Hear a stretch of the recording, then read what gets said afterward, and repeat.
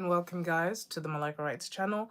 My name is Malaika Writes, and today we are going to be talking about masculinity. It's been a while. On this channel, I think most of you have followed or have at least seen my videos because of my takes on femininity and masculinity. So today we're going to go over some of those things and sort of have the discussion again. I don't think it's a discussion that um, can be exhausted to a certain extent.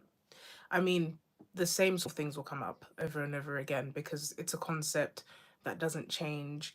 There's subjectivity to it, but there are, core precepts particular of these concepts of femininity and masculinity. So to some extent, we will be just repeating ourselves, but to the greater extent, there are new ways to talk about it because I mean, what was considered masculine in the 17th century or the 16th century is not considered masculine in today's world.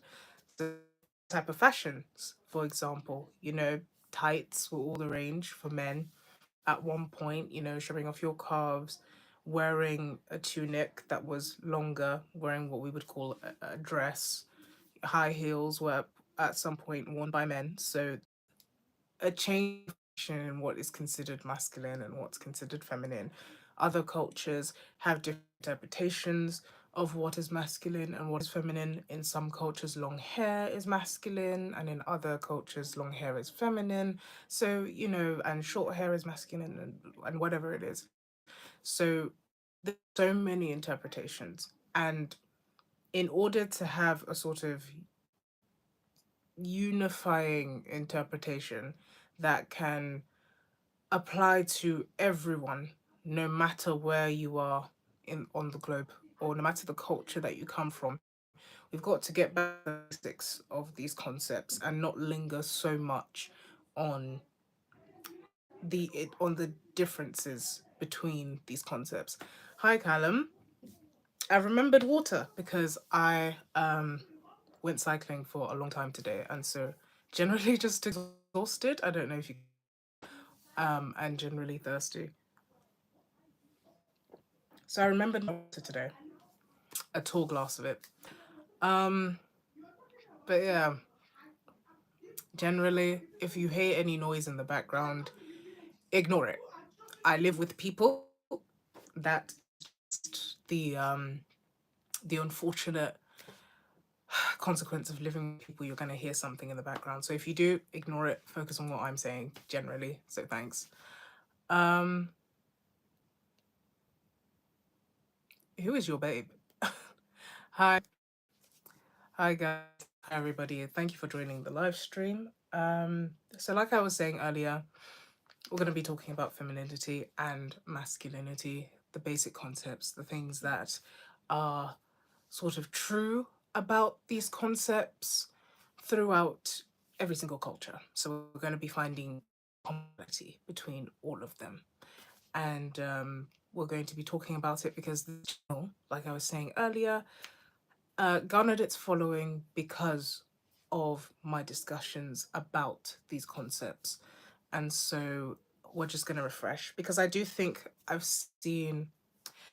Hey, Dwayne, hi. How are you? How's it going?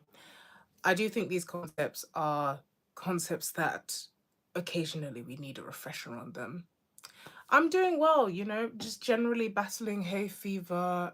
Just came back from a very long cycling session.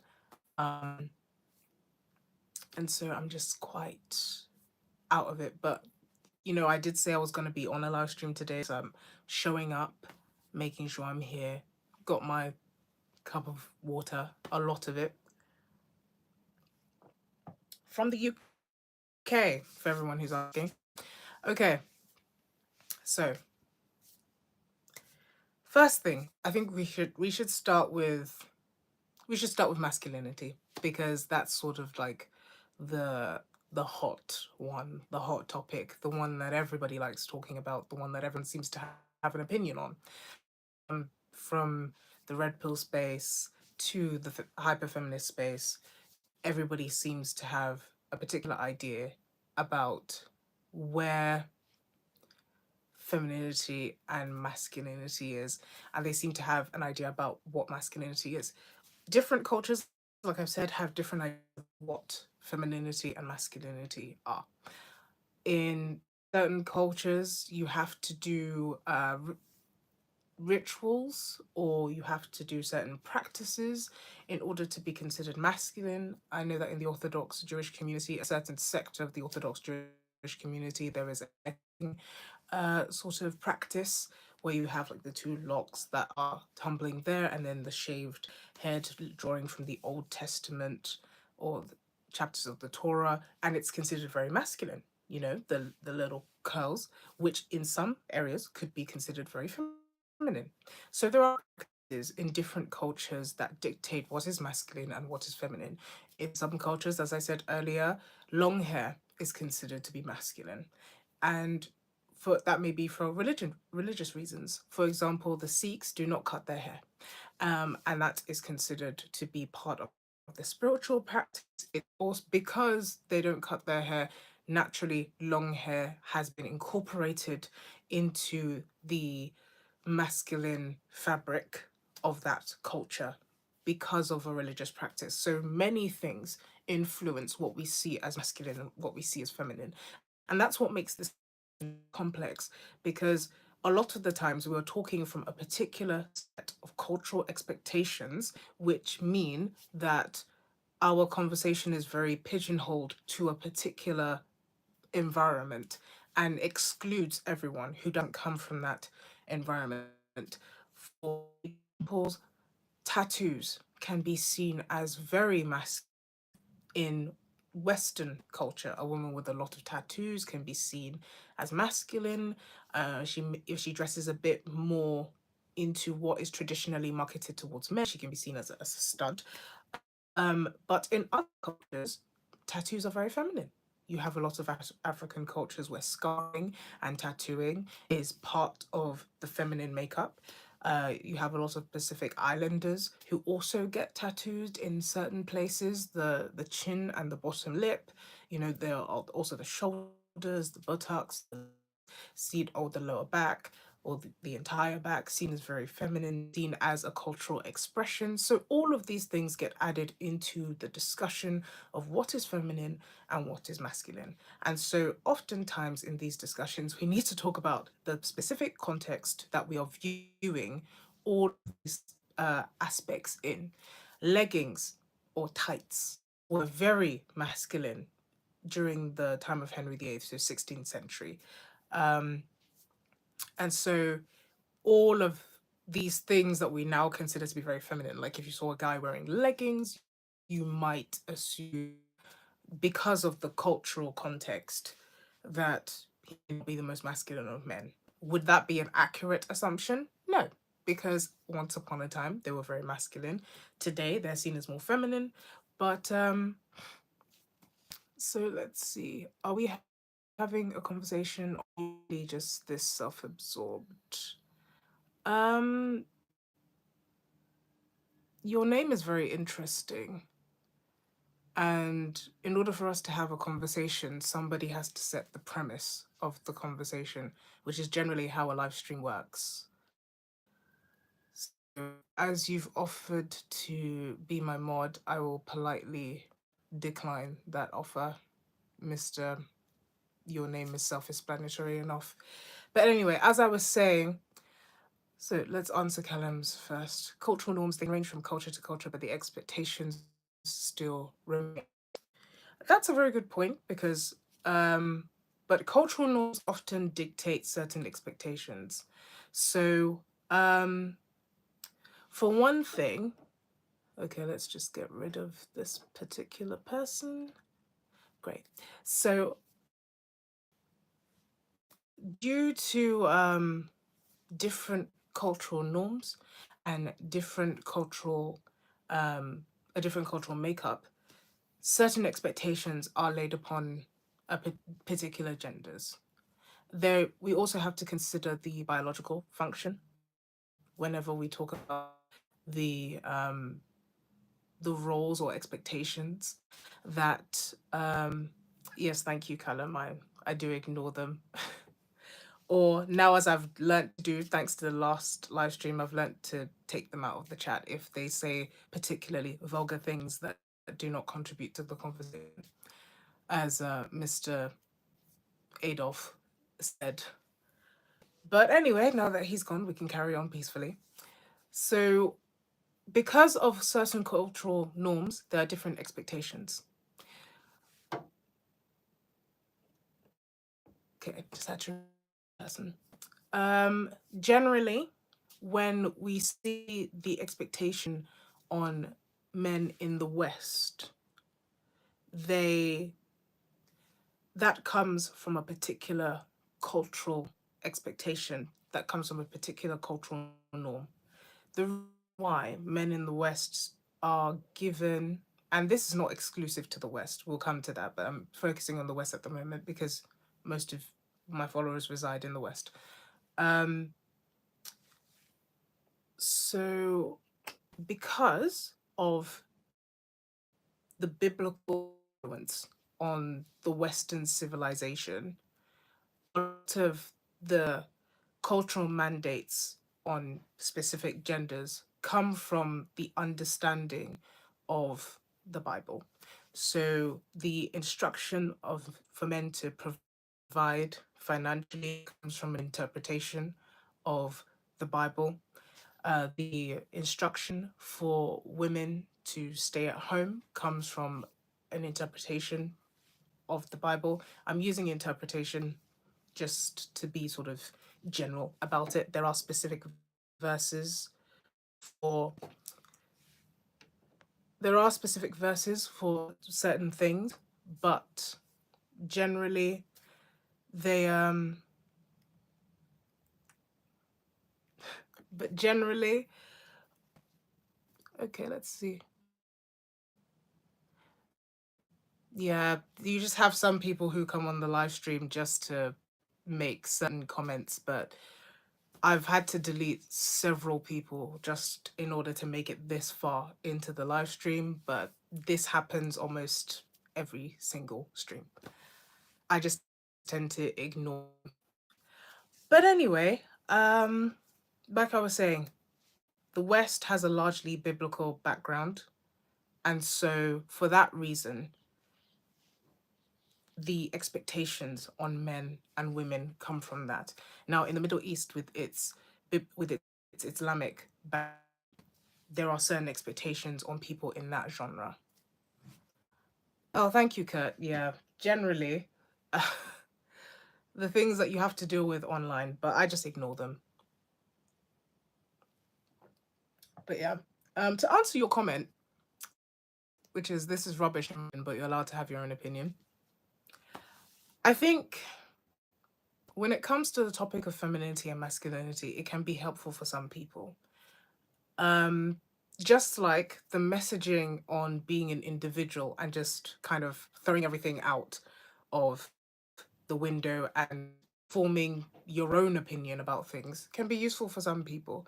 But generally, in a world where people feel as if their opinion on certain things outweighs fact, or in a world where people feel a bit confused and are seeking identity, especially young people, um, these discussions can be important because it gives people some kind of north star in a very turbulent sea where identity is being questioned more than ever in our time. I think every conversation that we have in the media is about identity. Thank you so much for that comment. Yes, I will keep going. Thank you.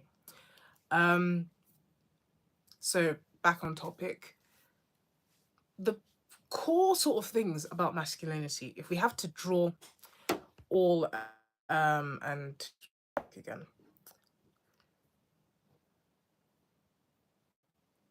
if we have to sort of draw all of the cultural norms back and just deal with the basics, what does it come to? Masculinity is ultimately about order. It's about confronting things that are disordered and bringing them into some sort of order. That's why leadership is often associated with masculinity, because leadership giving order to disorder, giving order, creating order out of chaos in very simple layman terms. And for that reason, masculine, which usually applies to men, are said to have leadership roles. Um, gets their own right, but 50 years ago they would have been deemed mentally ill. Now they are catered to for their identity. Um, whether whether I agree or disagree, all comes down to the fact that yes, 50 years certain people who identify with certain things would have either been criminalized or deemed mentally ill. However, I don't think a good measure is time. And for that reason, using time to sort of measure things isn't necessarily great. And this is the reason why. A couple of hundred years ago, slavery was legal. And that wasn't either. A couple of thousand years ago, it was okay to transport thousands the Sahara Desert for a largely um, sexual slave trade. So time is time, or the legality of things at certain times isn't a great measure. Rather, the moral argument. Sorry, excuse me, I just have to report someone again.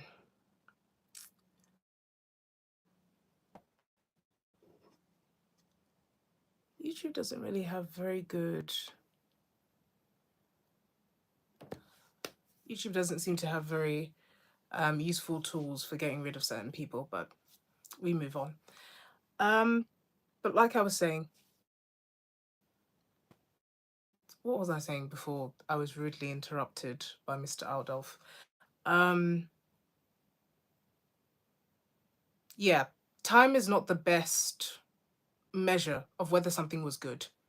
It's more so what is the morality or the thing behind.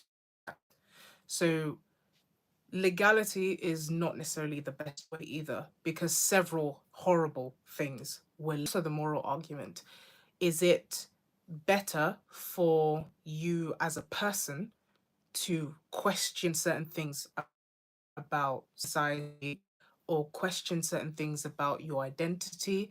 What value does that have? So I think when we lean on the moral argument, it holds a stronger basis. Because when we say 50 years ago this would have been deemed a mental illness, correct?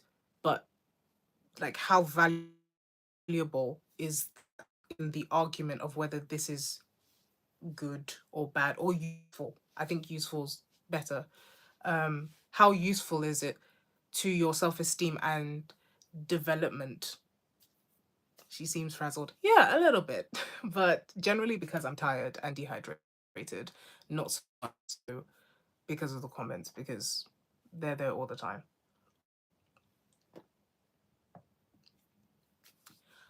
But yeah, just that, I hope that answers, or that comment feeds a little bit more into your comment. So carrying on and sort of moving on from all that's happened in the last 19 minutes. Um, great. Another one.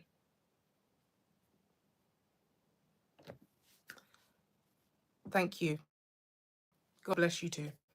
Um, they seem to be cropping up a lot more today, a lot of these trolls. Um,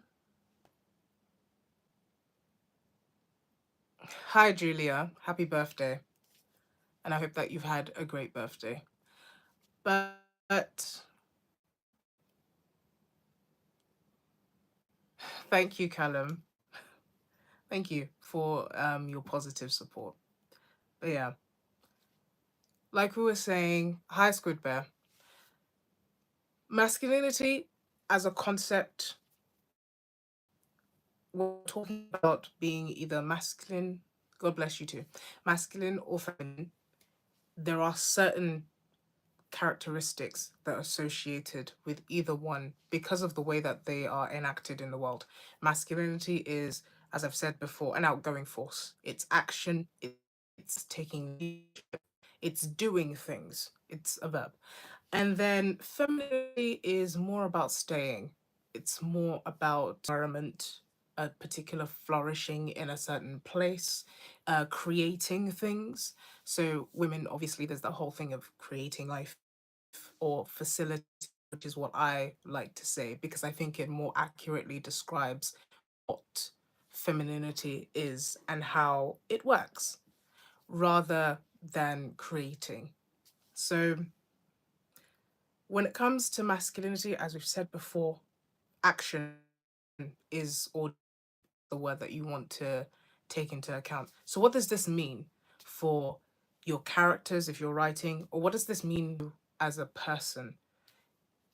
And maybe you're thinking, okay, what is masculinity? There's been a lot of talk in the media about toxic masculinity and the Me Too movement and all the other things into the conversation that have made everyone start talking about these concepts in the first place. And what made me start talking about these concepts, I think everybody's heard of Jordan Peterson and what he has to say about these things, and all the other people on YouTube or online articles and such that talk about these things and whether masculinity is a positive or negative force. And can it be toxic? Is there such a thing as toxic masculinity? And these are all important discussions. So I've heard it said that men provide and women multiply. The man gathers stuff for the home and women organize and provide it properly. Yes, I think because masculinity is an outward force, there is that sense of going out and conquering or ordering. Because, like I said, masculinity is largely bringing chaos into order. And so that's why leadership associated with masculinity.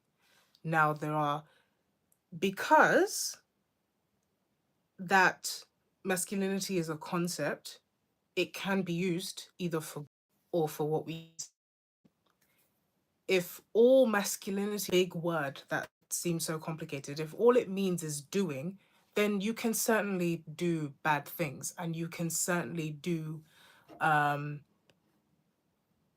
like horrid things. You can certainly do good things and bad things as so therefore masculinity can be good and it can also be toxic. And like Squid Bear talks about, no one's talks about toxic femininity. Toxic femininity is subtle and therefore not too many people notice it until you notice more the symptoms, but not what's actually causing it. It's more insidious. And that's the key difference between masculinity and femininity is that masculinity is more overt and femininity is more insidious. It's hard, and that's why to some extent it's harder to pin down what femininity is, what it does.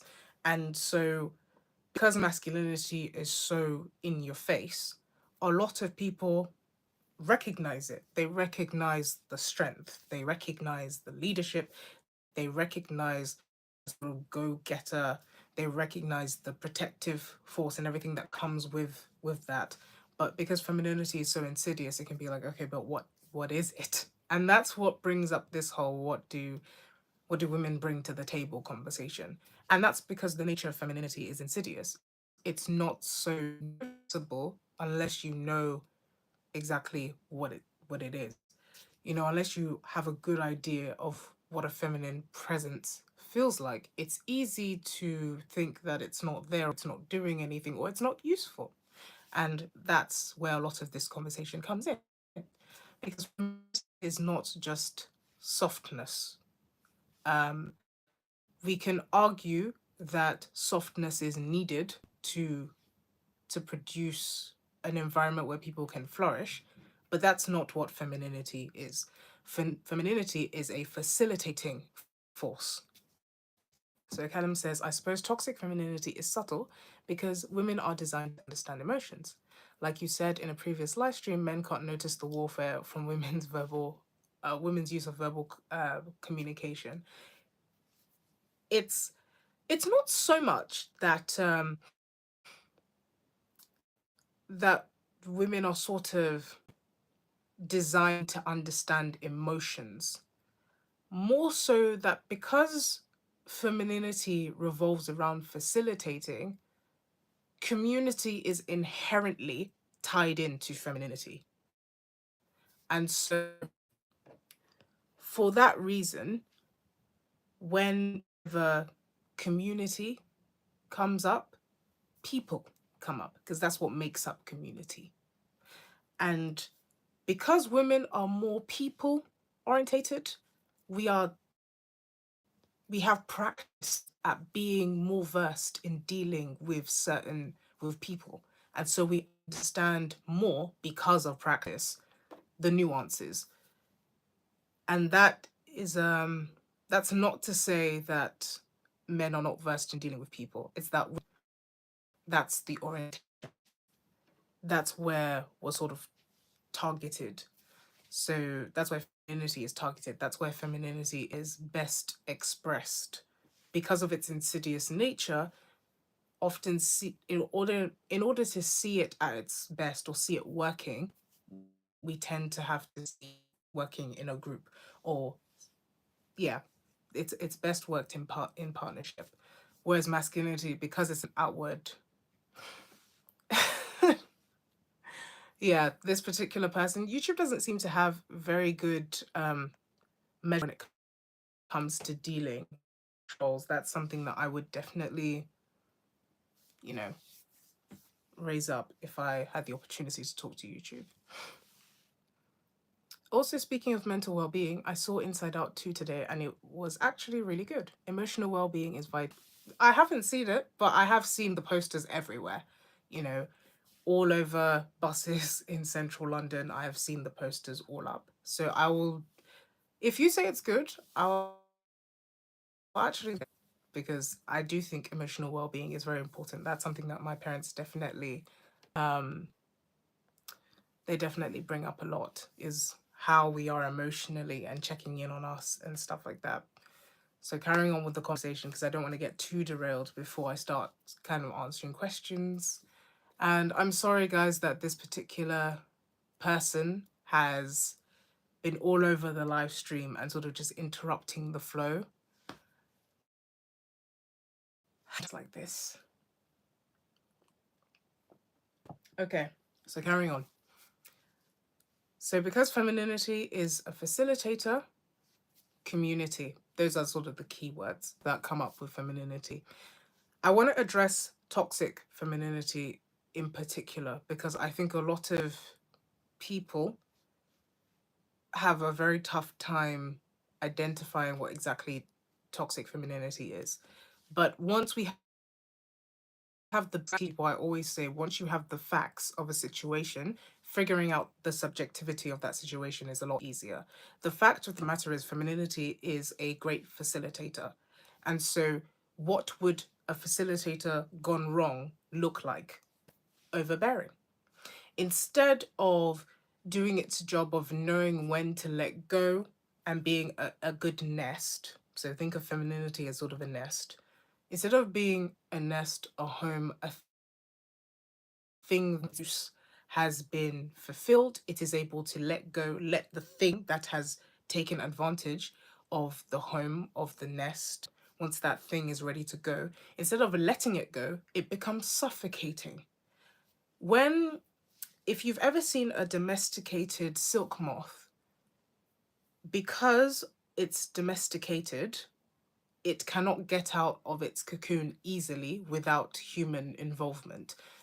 Domesticated silk moths are a lot larger than silk moths because of the hundreds and hundreds of years that they're they've been bred by Imperial China at the time when China first of all started using silk to make garments. So they deliberately bred the silk moths to be domesticated. So they can't get out of their cocoons oftentimes without human intervention.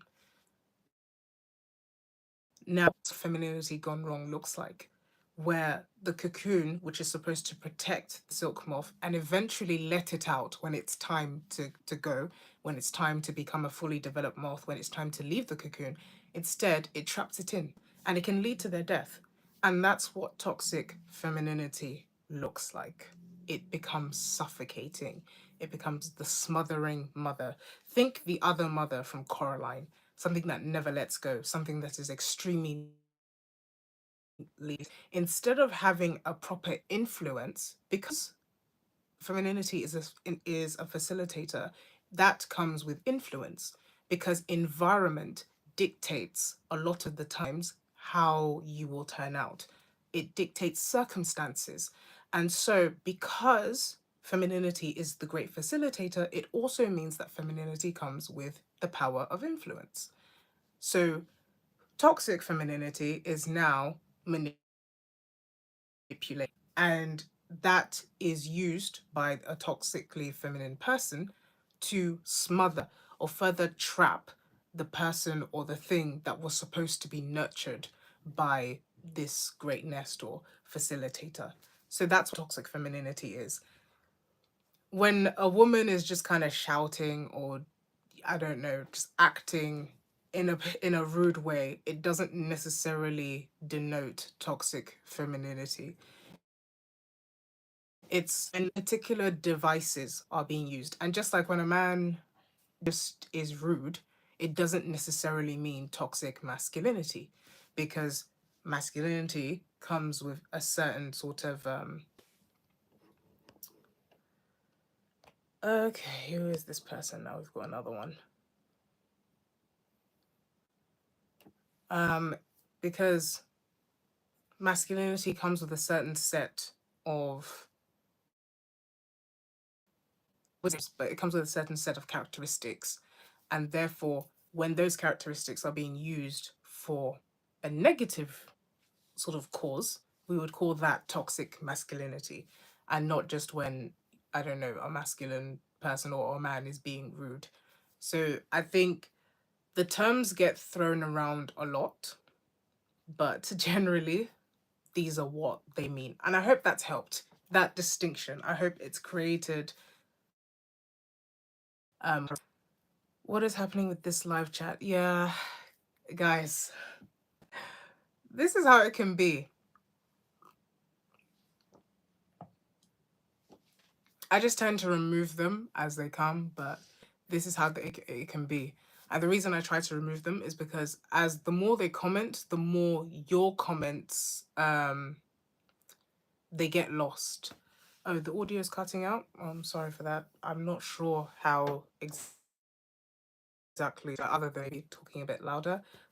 Connection also be a reason for why the audio may be cutting out for you. But yeah. Um, I just don't want your comments to get lost under all the faff of other people commenting. But yeah, I have been having a little bit of trouble with my technology, so that may also be the reason for why.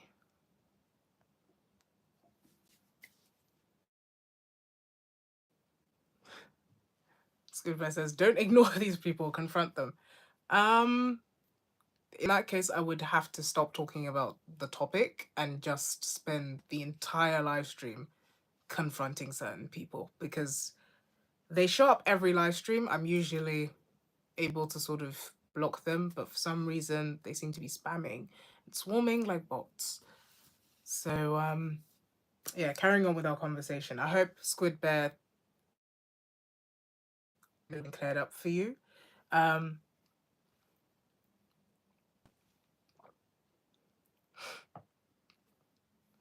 yeah, I hope the toxic femininity thing has sort of made a little bit more sense, because we see this sometimes in characters, and it doesn't always have to be particularly malicious. In Pride and Prejudice, I'm sure everyone knows Pride and Prejudice or knows of Pride and Prejudice. You studied it at school, You've either seen the Keira Knightley adaptation, you've seen the Colin Firth one, which is older. I mean, it's more accurate to the books, but people seem to just prefer the vibe of the Keira Knightley one. Or you would have heard stuff from it generally or seen a clip of it. But one of the things about the main character, Elizabeth Bennet's mother, Mrs. Bennet, is that at times she does display aspects of um, toxic because she can be very smothering. She can be very manipulative. And she also can be, she can be generally sort of a character that worries a lot. And she uses her status as like a woman and also a very emotional woman to get what she wants in order to sort of get her husband to sort of generally agree with her. She will complain about her nerves a lot. She'll talk about her nerves and she will complain that her husband is sort of like toxicity on both male and female. Okay. But she'll talk about her nerves and how, you know, she's going to sort of become very ill if certain things don't go her way. Obviously, the book is sort of sympathetic in the sense that it understands her concerns.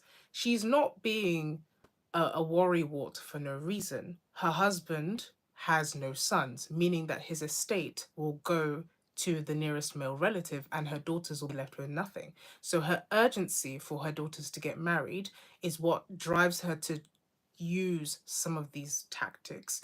And sometimes her influence strays from influence into manipulation and becomes smothering for her daughters at times. And so that's how easily positive or just normal femininity can stray into what we call toxic femininity. But because of the insidious nature of femininity, it can be very difficult to sort of see when things have strayed from normal to toxicity. Whereas with masculinity, because it's such an outward force, it's very easy to see when it's started to become. For example, when we have the good leader like Robert Baratheon in the Game of Thrones. He's a very good warrior, but a terrible king. And his actions reflect that. He's decisive, he shows good leadership, he also shows the ability to connect with his soldiers, to connect with the men who are following him. Generally, they tend to be quite loyal. He shows that he's a good man of war. He has a good head on his shoulders. He's really the only person to recognize the threat that Daenerys and her dragons and the Dothraki pose. So in that sense, Robert shows that leadership quality. He also shows the decisiveness about confronting certain people. But generally, as a king, his all his positive masculine traits have become very toxic. There are multiple reasons for that. New stage of life, new challenges that he's not necessarily equipped to handle. And that's another thing about masculinity, or why toxic masculinity can become an issue, is that absence of humility, that absence of understanding that one is a beginner. And at certain points in your life, you'll be a beginner. You'll be a first time, I don't know, other employee, friend. You'll be a first time something. And so having that humility is what kind of stops masculinity from becoming toxic and stops you from lashing out, which is the usually the response of masculinity that feels threatened or feels uncomfortable. Again, because of the nature of it being an outward force. I've seen a lot of them and I've just kind of pushed through to get to the point.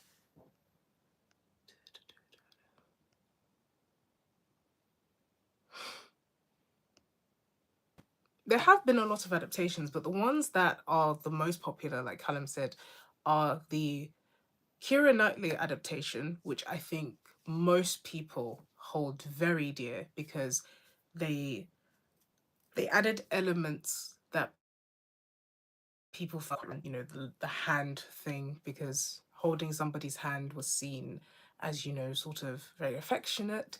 And so that becomes a signature moment for everyone who sort of watches the Keira Knightley adaptation. Her helping um, Elizabeth Bennet, or Darcy helping Elizabeth Bennet into the carriage and touching her bare hand, and it's a whole thing. The proposal, as well, in the rain, just the whole scene of him, and then at the end, Darcy walking through the mist to Elizabeth. There's a lot of iconic scenes from that adaptation, and it's iconic for a reason. It's very well shot. The Colin Firth one is beloved because of its accuracy. So you tend to have two camps: the ones who think that the Keira Knightley adaptation was perfect, and the ones who think that the Colin Firth adaptation was perfect because of its loyalty to the books.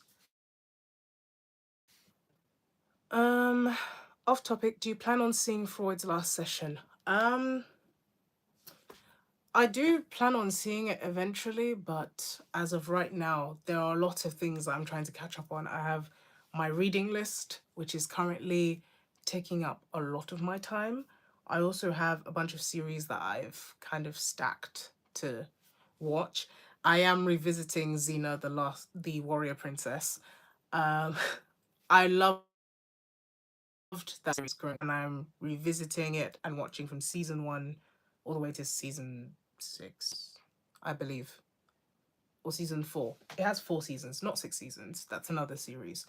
Um, Grimm. I don't know if anybody's watched Grimm, but I love Grimm, and I want to rewatch the entire series. Sleepy Hollow is another series. I know there's a Sleepy Hollow film, but the one I'm watching is the series. I can't remember the actor's name, but it's sort of along the same sort of vibe as Grimm, where it has a detective or an officer or someone, a law enforcement person dealing with supernatural crimes. I am a sucker for shows like that. I love a good true crime meets the supernatural, and I'm even currently penning something along those lines with that particular genre of books. If you want to get me invested, have like a Law and Order meets supernatural. To me, that is just the best combination. There's literally nothing better. There's no series better than that genre, in my opinion, in my humble opinion. Because I'm aware that there are great series out there. I do love Game of Thrones. 2005.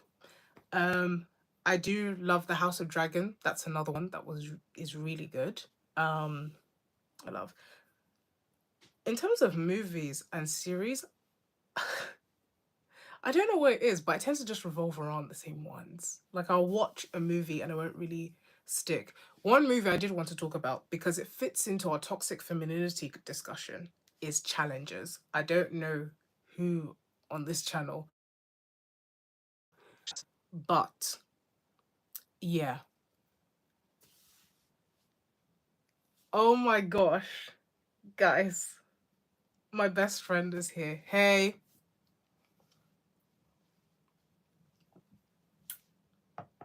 she a princess. Hey, hey girl. I think you should make more recommendation videos for these TV shows if they match what you're trying to say. Um, have you ever seen the British sitcom Allo Allo? That show is hilarious. I haven't seen it, no. I think, what, like, strictly British TV have I watched? Apart from, like, what? Little Britain. I don't know if anybody has watched Little Little Britain. but it's old. Hilarious. It's hilarious.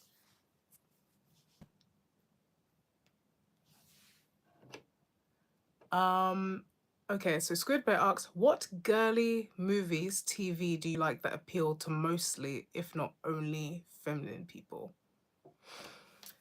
Um, what girly movie do I love that appeals to like mostly girls? All the Barbie movies, the Barbie princess movies, especially. Oh, I am a huge Barbie Rapunzel fan. I'm a huge Barbie and the 12 Dancing Princesses fan. I've bought those movies and they're just in my YouTube like movies playlist, you know? I'm so happy that my bestie's here, guys. I love you so much. But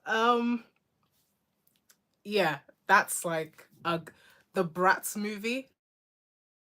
Look, movie is a terrible movie, but I love it. Yes, I do. I love it. The Bratz movie, it's a cult classic. Another really girly movie that's really just for girls, and I love Jennifer's Body. Yeah, that's another one. Jennifer's Body. So, what about Tangled? Wasn't Tangled is not bad. The music from it is cute. I think of Tangled. No, not really. I mean, yeah, not really. What does MLP mean? But no, I'm not. I wouldn't say like I'm a huge fan of Tangled, but the score is great. I think it's great. The storyline is also really good because Mother Gothel is a perfect example of a toxically feminine person. Manipulative. She's extremely smothering. And she doesn't. My Little Pony. Friendship is magic.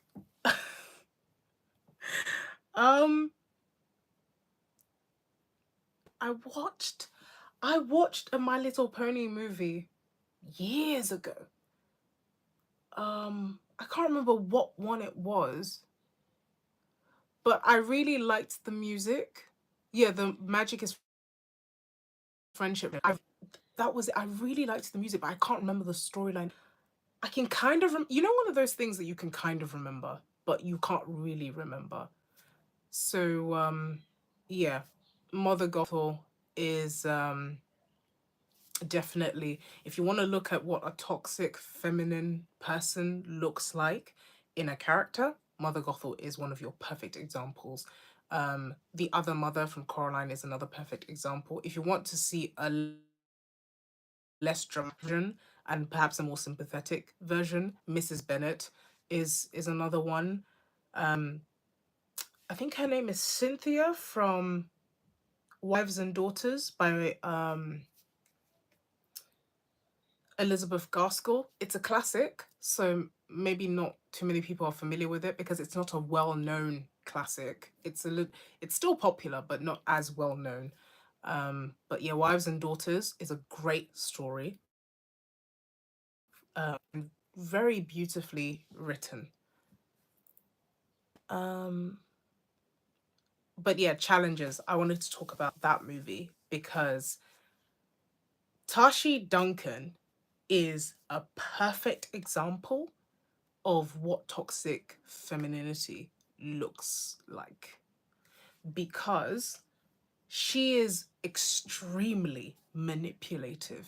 She perfectly is that sort of hypergamous, very calculating figure. She deliberately sort of yeah, the Bratz movies. Yes. Those movies, the animated ones, horrid graphics, terrible graphics. However, banging storyline. Yeah, literally. Bratz.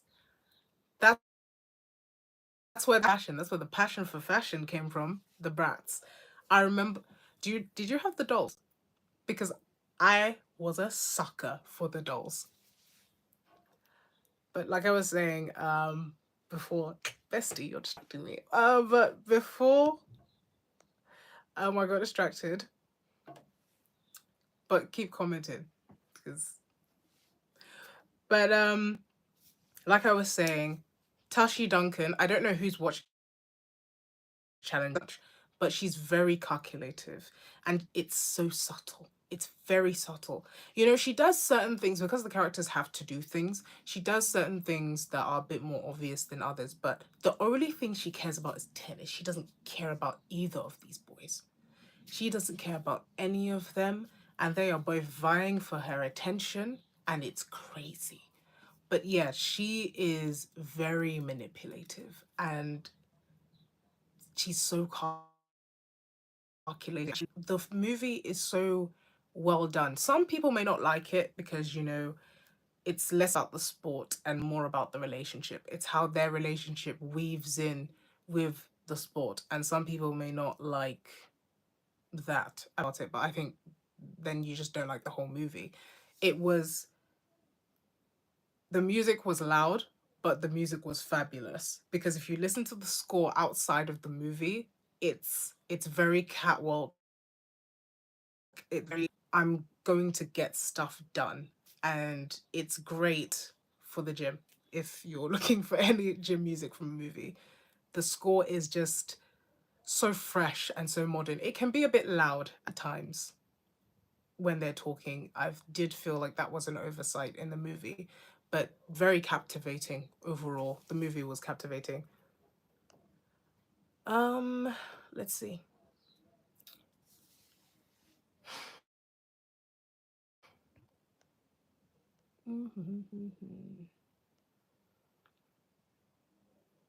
So Squidward says, "Let's talk about the idea goddess Eris, who represents the chaotic feminine." Now, Eris, okay. The reason why, and we come back to femininity, the reason why femininity represents chaos is because of that idea of the nest, which is a very distinctive characteristic of femininity. Just like strength is a very characteristic attribute of masculinity. So that's why femininity and masculinity are attributed to specific genders. Men have more, typically, more strength than women, and only women can carry a baby. And so these things are attributed to them, and so of the particular concepts that are unique to these two genders. The idea of the womb is a place of beginning, and that idea of nothingness, that idea of a vacuum, that idea of what was there before there was anything there is chaos. What is there before order?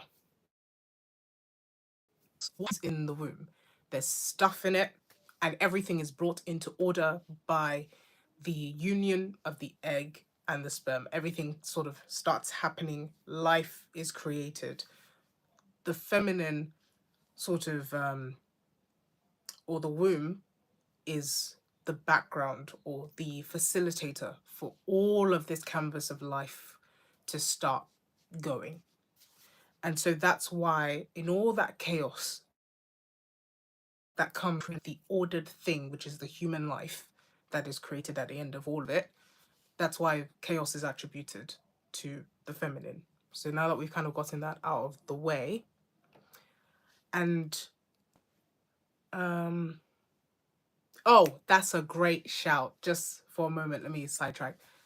Abuela from Encanto is another one. Yes, she is a perfect example of a toxic feminine born out of her trauma. So in that sense, it's sympathetic where it comes from, but it doesn't remove the consequences of her actions and the effects that it has on everyone else.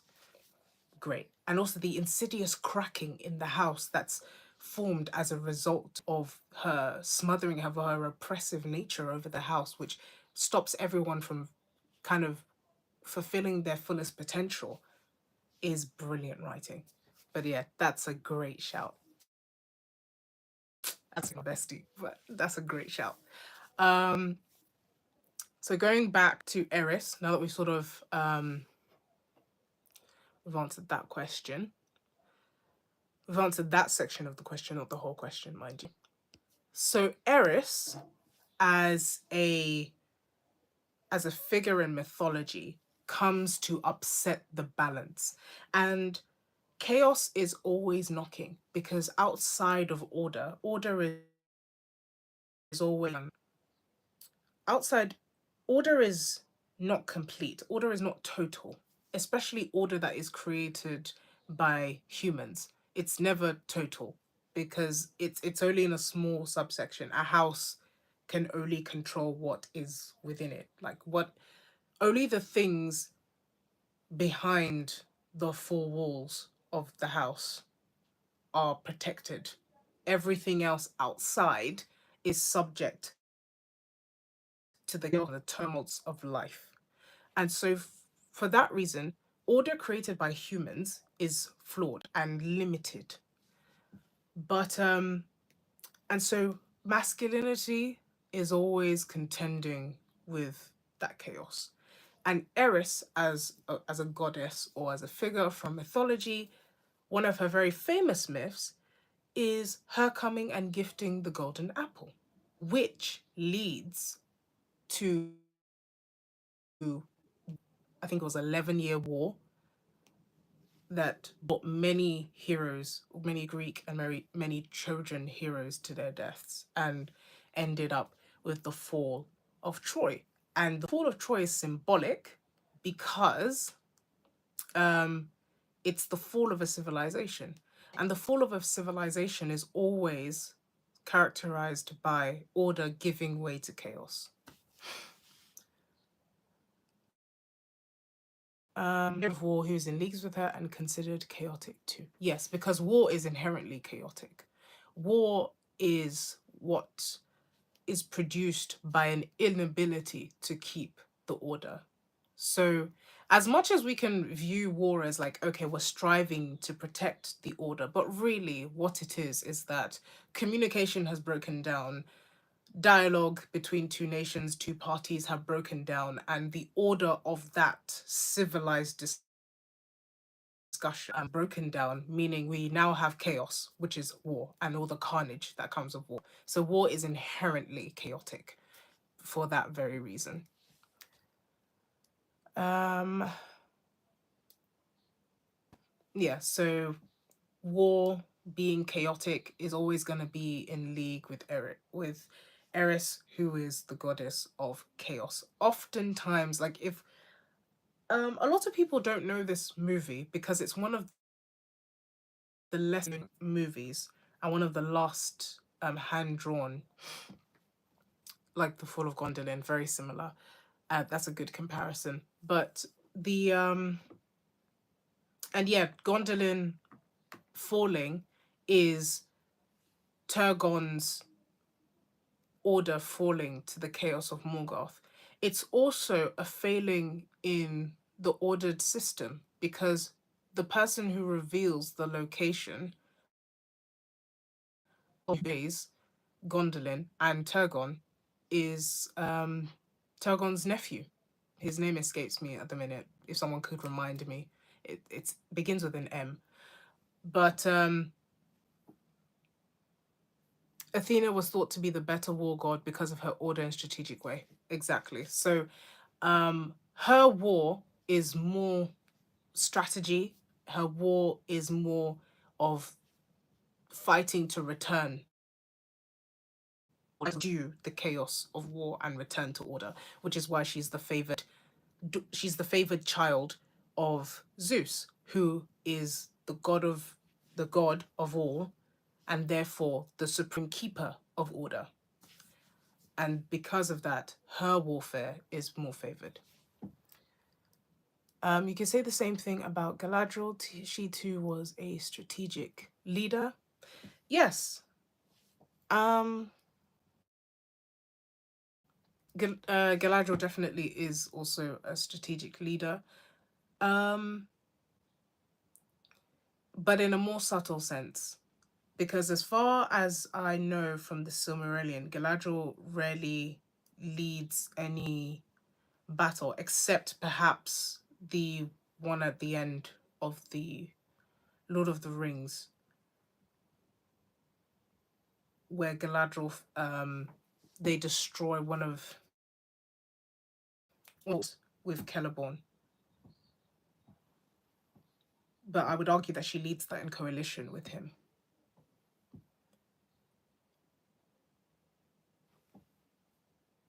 Yeah. So perhaps in a more subtle way.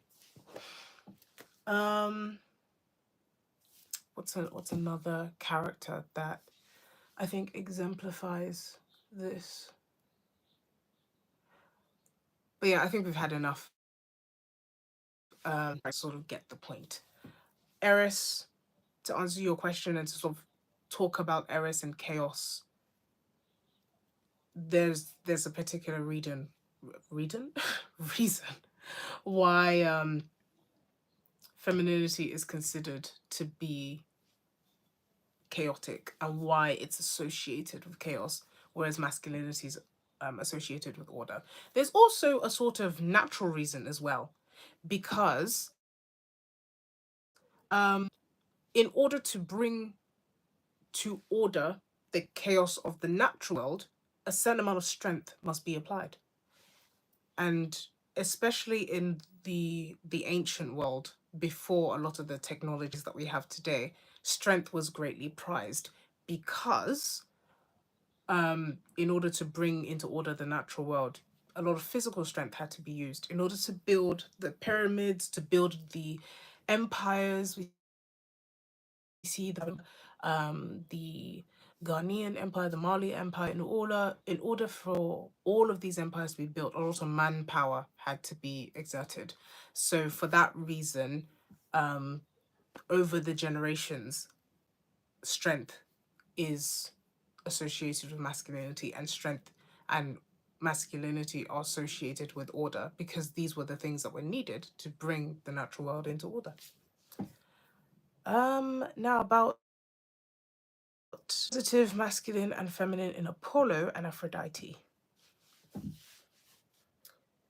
Okay. Apollo. Would I consider Apollo to be a positive masculine force and Aphrodite? I wouldn't consider any of them to be, yeah, because apart from all, Aphrodite represents, um, Aphrodite represents beauty and love, but she's not a good example to use when it comes to positive femininity because she's not a great mother. She actively participates in a war, actually serves as the catalyst for the Trojan War, and I would argue aggravates the situation further. Um, she's quite manipulative.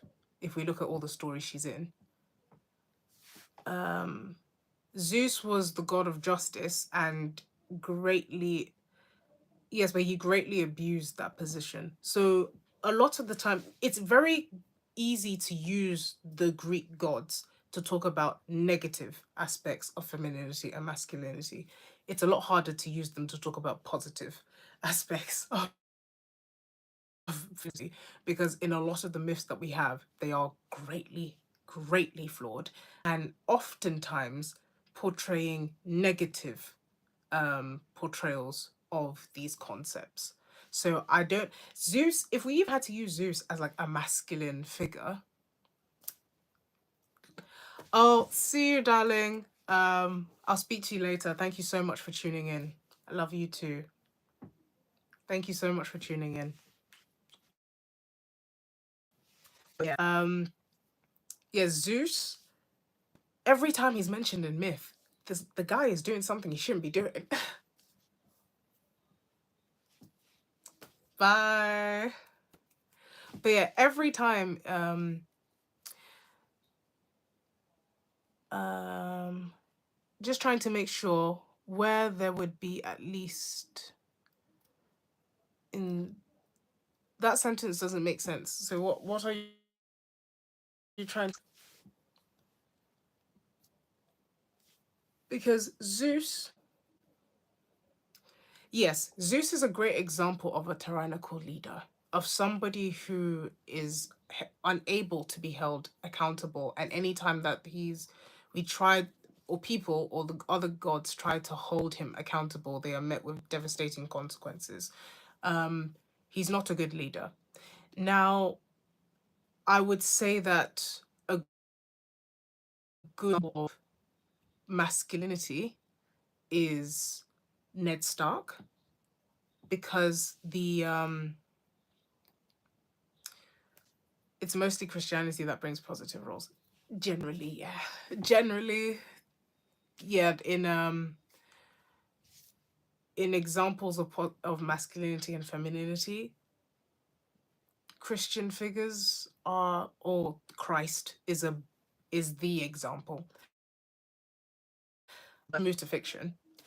Um, Ned Stark is a good example of a masculine figure that exemplifies positive masculinity. Does that mean he always makes the right decisions? No. But the because again, bringing it back to what I said at the very beginning of the live stream, um, the masculinity is different, or the things associated are different in every culture. Long hair in some cultures is masculine and feminine in other cultures. You know, um, having multiple wives is feminine in some cultures, like in some Far East cultures where it's usually women who have multiple husbands and not the other way around. You know, that's less of a popular trend. It's usually the other way around, with a man having multiple wives, which is seen as masculine. So in culture and in the West, masculinity is greatly, especially in Bible believing circles, masculinity is greatly associated with the ability to keep one wife. So, um, masculinity means a lot of things in many different cultures. And so, the things that are associated with masculinity differ across the board. So, we're not looking for the things that are associated, like the cultural things that are associated. We're looking for the base things that are true in every culture. The ability to use one's strength to bring order and to do good. That is like the baseline. The ability to facilitate health and life, the ability to facilitate life and let that life be healthy and useful and contributing, is the baseline for femininity, no matter where you go in the globe. So we're looking at baselines so that we're not caught up in different versions of aspects that are associated with masculinity and femininity. So that's why I think Ned Stark is a good example, because he has those baselines. Is he perfect? No. Does he get everything right? No. Does he do everything that everybody in every culture will relate to? No. But he has integrity. He has a good character. He's a good leader. He's decisive. Some decisions that he makes are questionable, but he's decisive. And he's a man of his word, which is again coming back to Taint. He protects his own. We can argue about the effectiveness of that protection, but he definitely makes the attempt to protect his own, to safeguard them, to teach them the way of the world so that they too are able to order the world as he has been able to. The North is relatively prosperous under Ned, meaning that his leadership is effective. So, therefore, he's a good example of the basic tenets of masculinity. A good example of femininity and it being able to nurture things. We've talked about Galadriel in many a video, but she's like a concept worthy one. So she's not relatable. She's not something that's achievable per se, but she's good at exemplifying the basic tenets, which is the hospitality, which is the health and life. Because in her home, they're able to heal from their hurts. They're able to find direction, to have the strength to go out into the world. Frodo finds direction, and he is then allowed to leave, which is what femininity is designed to do. Um, so let's go up because I've seen a lot of comments.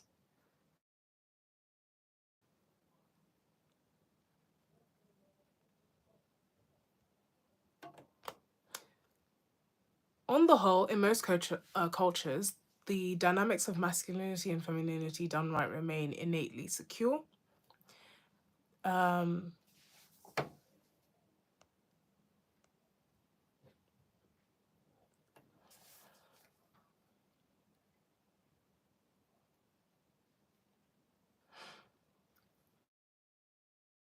Toxic masculine trait is strife.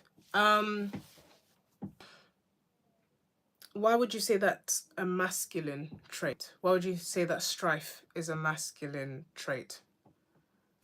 But with her feminine dives into discord and argumentative tangents.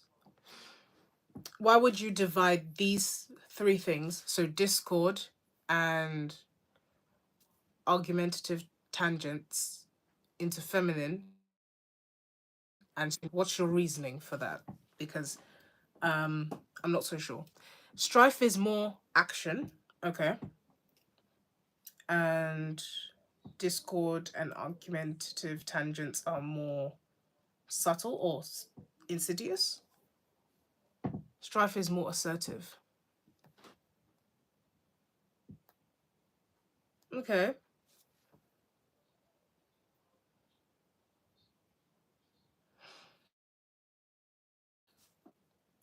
Okay, so when someone says to cause strife, like you cause strife to like happen, what is strife? Strife is just like conflict between parties. So it's like I would advise looking at more of the way that she causes strife, because she doesn't just like show up and be like, ah. It's more so that she sows discord to produce strife.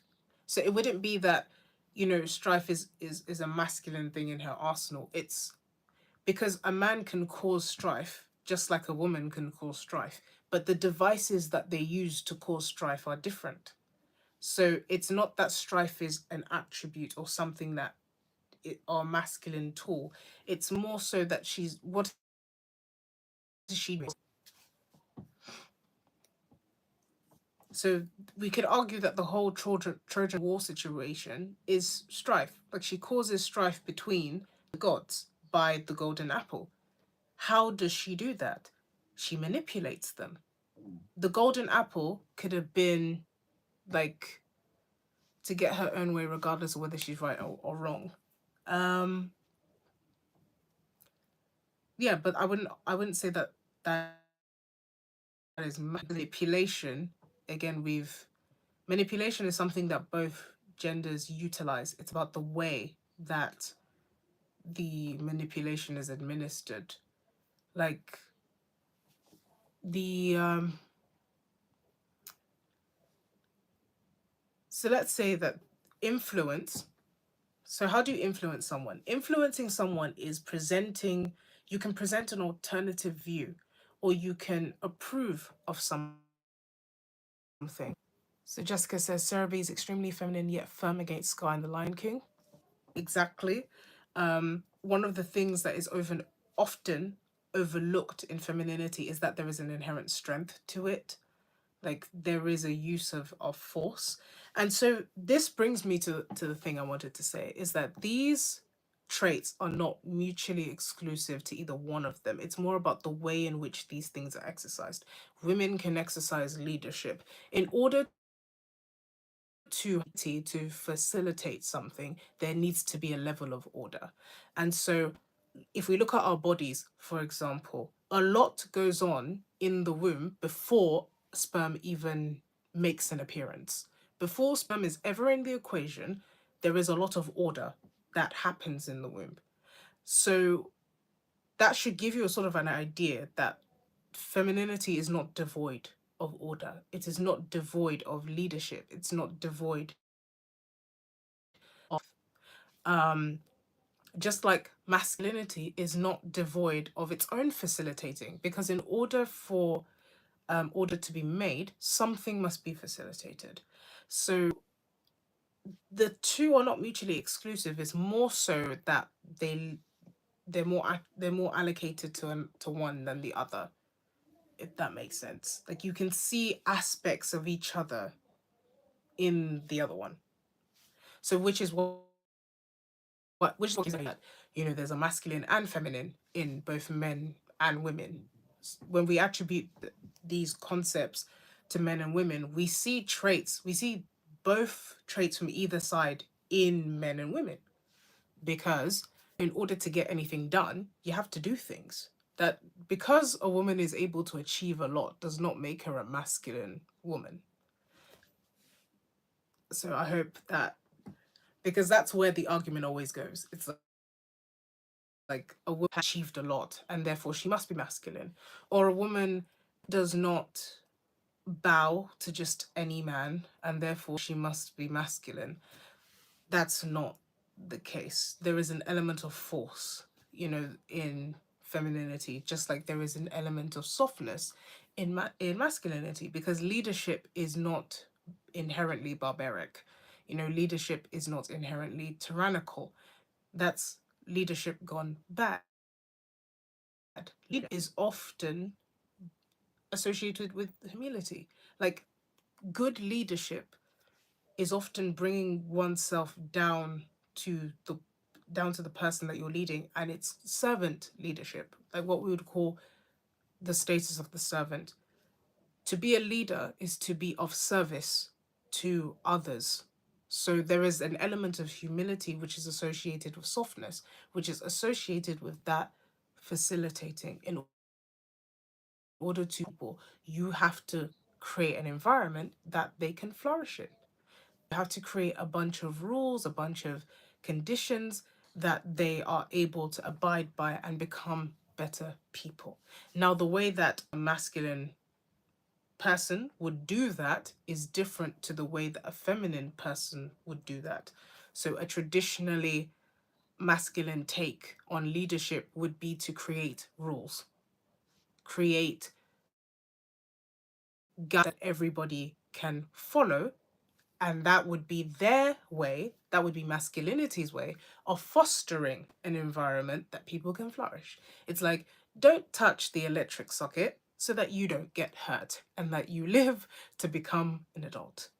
A feminine way of creating an environment would be to make a cocoon space comfortable. So that can be, that's often where the whole, you know, home comes from. It's like a very feminine way of facilitating an environment where people can flourish, is to create an environment where they can physically grow. That can be the cooking thing. A clean environment where they're safe because germs, and just generally making it comfortable. That softness of being a place of comfort, a place where the turmoils of the world can't hurt you. That doesn't now mean that, you know, women can't do a thing for themselves. That's the misconception. So yes, there is leadership in both. There's nobility in both. It's just exercised in slight different ways. But there is actually a lot of overlap, which is what makes the conversation seem a bit complicated. But it's not. Once you get it, it's not that complicated. Which is why Aristotle's philosophy can be seen as healthy masculinity. Okay, Aristotle. person because he said some very questionable things. So I always take everything he says with like the even a pinch of salt, with a lot's worth of salt. If you know the story of Lot's wife, then that comment will make a lot more sense to you. But guys, it has now been 80 minutes and I'm going to wrap up here. I hope that you guys have enjoyed the live stream. I know that we had interruptions today than I would have liked, but you know, that's just the name of, that's just how it is sometimes. I hope that you guys have an enjoyable evening.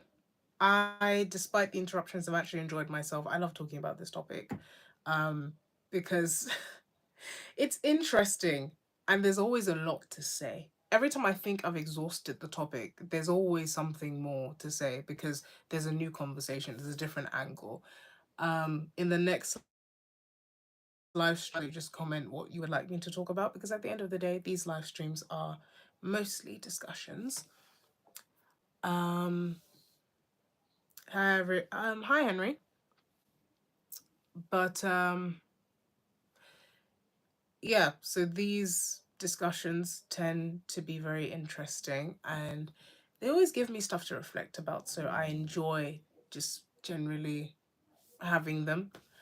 But yeah, before I ramble on for like 10 more minutes, as I usually do, have a great evening, guys. Enjoy yourselves. This has been the Malaika Writes channel. Thank you so much for watching.